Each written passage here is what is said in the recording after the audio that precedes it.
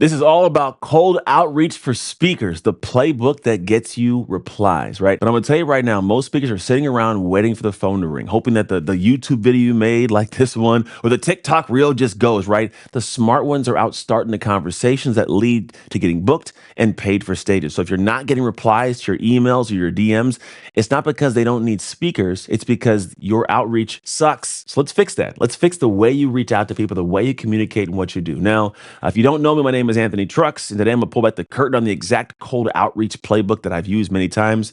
I've since refined this many times over, but this is gonna be the foundational pieces you need, and I'm gonna teach them to you to help speakers land high fee gigs, which is really what you want. You wanna get paid well to do it. And to be honest, people want amazing speakers for the budget they have. This isn't crazy or bad. This is all good stuff because people have budgets for great speakers. They just wanna make sure the speaker they choose actually performs at the level they paid them. It's not rocket science, right? So even when they don't have a huge name or big following, they can still book you. Like you may not have a million followers, you still can get booked very well to do what it is you do. You do not need also connections. You don't even need to write anything except for systems. Like you don't need to have a bunch of network and reaching out. You could be a complete stranger with the right message and the right systems and have an amazing business doing this. So today I'm talking about my full outreach system, the framework we use, actual messages that lead to real bookings, and the number one key to writing messages that get answered. So let's dive in. Now, section we'll call it one of three, right? The step-by-step outreach framework is what I call it. So here is the framework that actually gets results. You got to pay attention to how this is done because this is going to be the key to you having a foundation for these things. So you first want to build what's called a short list. Now, short lists can be used. You can use things like LinkedIn, Google, Eventbrite, Bark. Right? You find events or companies that are in a niche you want to serve. Now, you might go, Anthony, but there's so many different people I can serve. Great. The more, the merrier. And also, you may not need a specific niche. So, like if you're a police officer, I don't think that you go after just police officer events. If you're a doctor, I don't think you just go after just doctor events. Right? You should realize that your message that you have, what you do uniquely, is better suited in an environment where people don't know much about what you do. Sounds odd to say it that way. Like you go like, yeah, but I know this well. I know you know it well. Because you know it well, you want to bring it to people that don't know it well at all. That's usually not the group of people that also know it well. You know what I mean? So you're going to have vastly more traction in a group of people that are from a different walk of life that are interested in hearing about what you've gone through in a walk of life they haven't walked. And so what I really want you to pay attention for is you're looking for places that you can go serve your message to that aren't like you. And really, it's a good thing. Don't feel bad about that. You also want to look for titles for people that are like event planner or program director or VP of marketing. These are titles you can use in LinkedIn or Google or different places that allow you to actually find the people that could be decision makers or planners for events. See, realistically, they're not going to have, if they're in a company, they're not going to have a title that says event planner because they might be the head of HR or VP of marketing, right? But they need someone to come in and speak and they're running the event.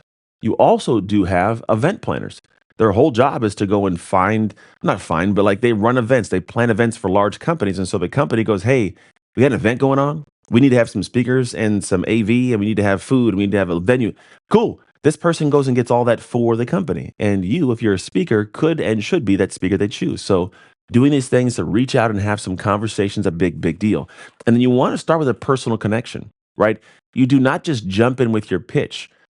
You like a post or you comment or send a DM that complements their event or their mission first.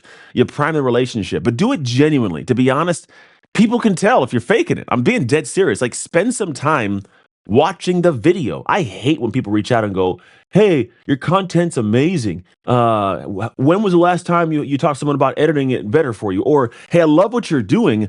When did you get started? Like I know looking at your page, you don't, that's not the question you'd ask me. I know you want something, right? So don't ask me those kind of things. It's the best way I can explain it. So what do you do in a situation? Go, hey, I love this video because it helped me clarify this, this, and this. Or I love what your company's about. It actually helped me do blankety blank blank. Or something that's like complimenting and leave it as a compliment, right? And then follow up later on again and again with a compliment or pointing something out or noticing something. And then eventually you can ask a question.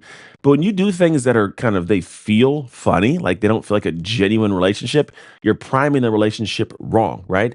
So your first message, when you send something out, make it short, make it clear, mention who you serve. When it gets to that point, the transformation you provide, and ask a simple question when it comes down to it.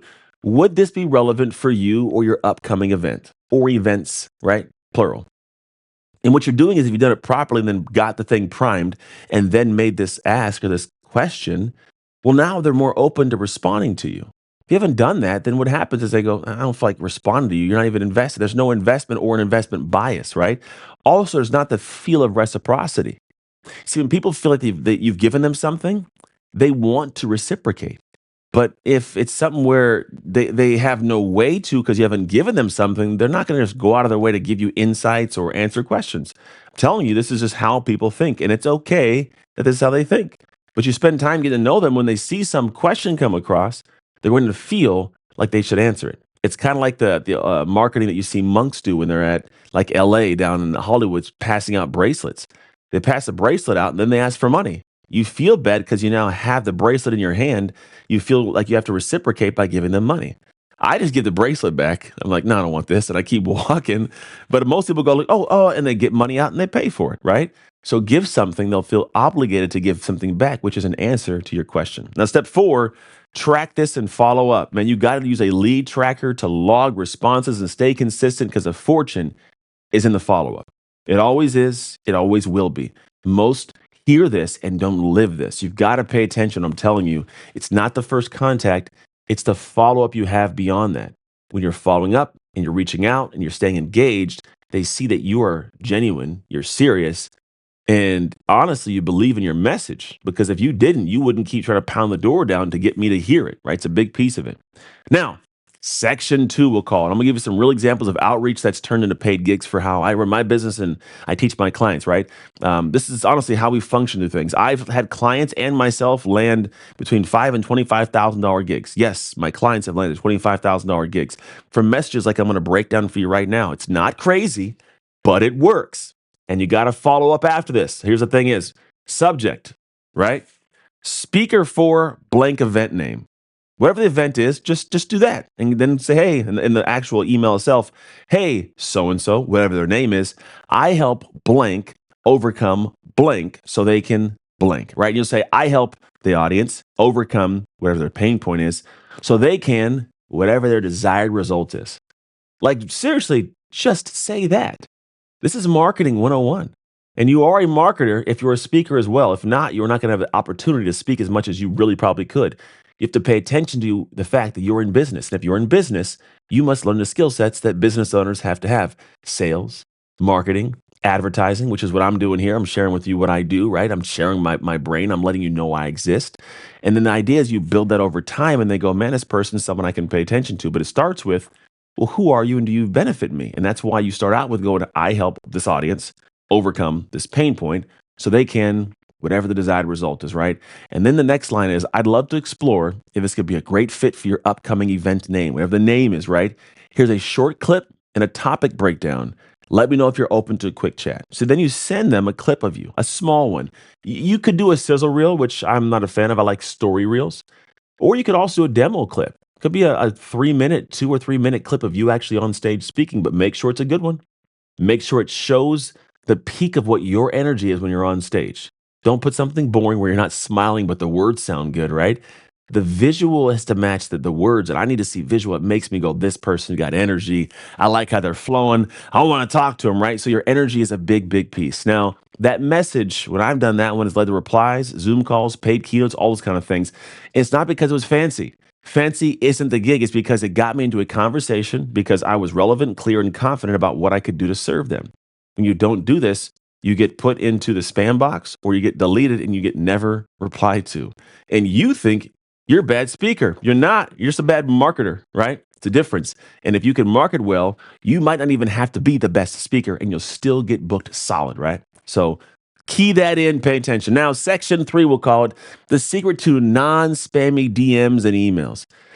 The way I've looked at this is you want to have this key, this secret to not getting ignored, right? It's a big thing. We want to make sure we don't get ignored and don't get blocked. Well, the way to do that is to stop sounding like a robot. Stop sounding like an automated system. Stop sounding like it's this copy and paste and cookie cutter message being sent out. Pay attention. Most speakers, they fire off generic messages.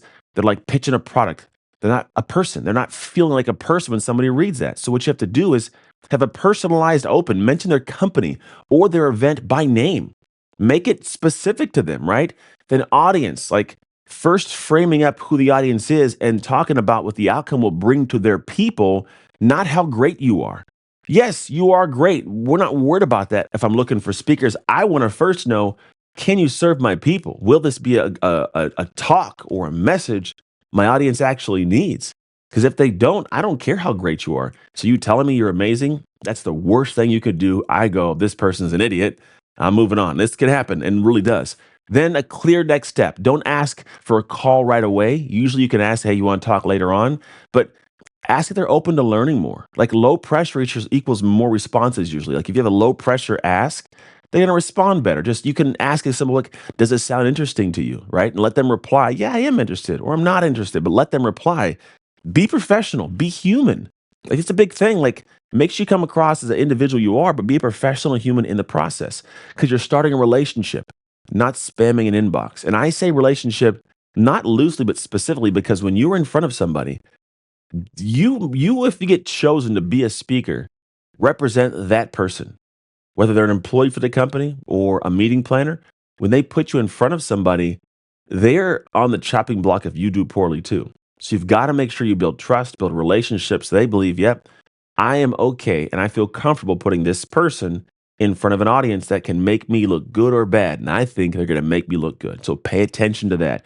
Now, if you want to stop waiting on referrals and start getting proactive with your outreach that leads to real speeches and real paid gigs, you got to move on that. Honestly, my big thing is success loves speed. So if you want more information about how to do your outreach, how to not always just have to do cold outreach, but spin current business into new business, head to speaktofreedom.com. You'll see everything that we do there, and then reach out to us through that if you have questions or want to actually work with us. I would love to serve you as a speaker to help you get great at getting on a stage. It's a really cool process. I have a blast doing it.